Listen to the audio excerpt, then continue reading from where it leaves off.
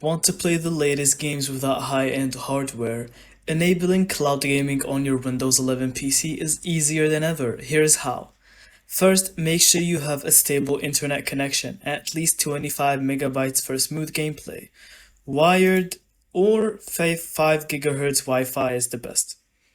Step 2, choose your cloud gaming platform. Top picks include Xbox Cloud Gaming or Nvidia GeForce Now and Amazon Luna. Each has its own app or web client.